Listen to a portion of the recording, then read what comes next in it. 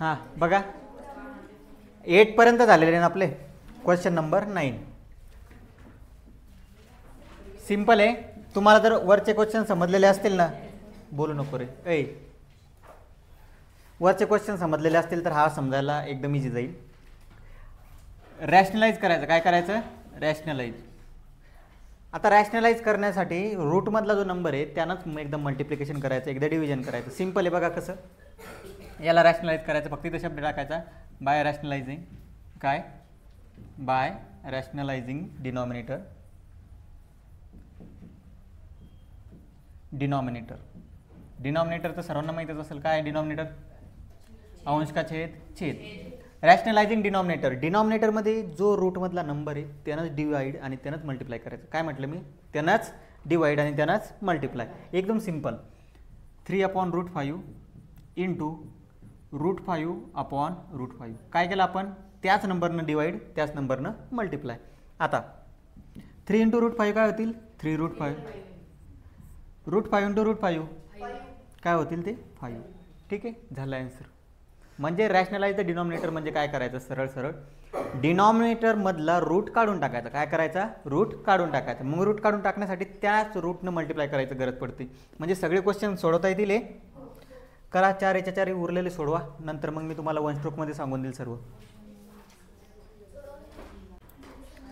आता बघा same procedure वापरायची आपल्याला. ठीक आहे, याला कॉपी करून घेतो मी.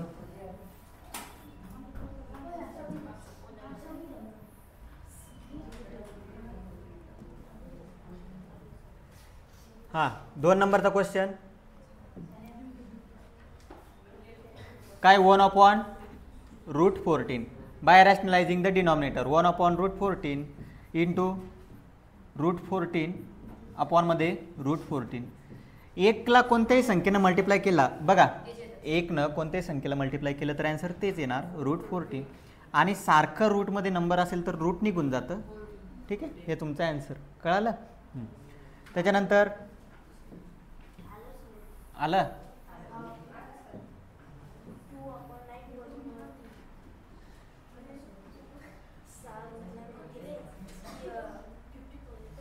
3 नंबर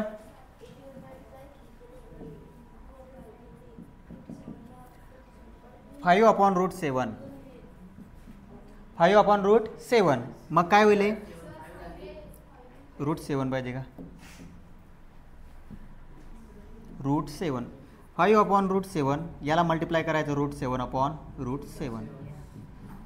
5 न मल्टिप्लाय करा. 5 बाहेरचा नंबर, रूट आतला नंबर, मल्टिप्लिकेशन असंच होणार 5√7. √7 इंटू √7 रूट निघून जाईल 7.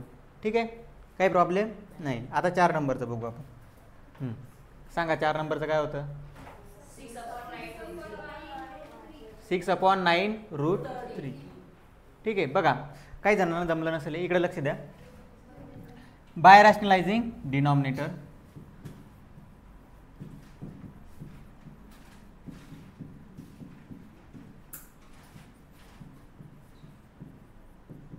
Bye rationalising denominator.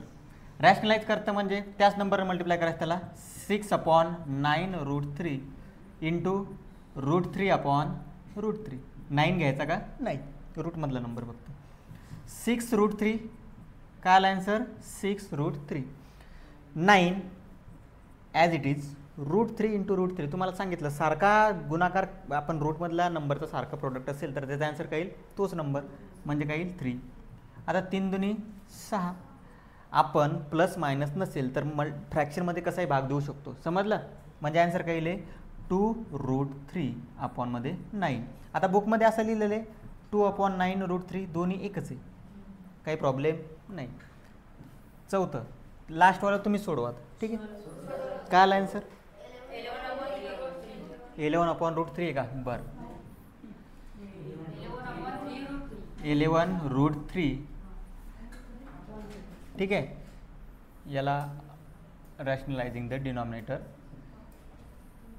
By rationalising denominator 11/√3 into √3/√3.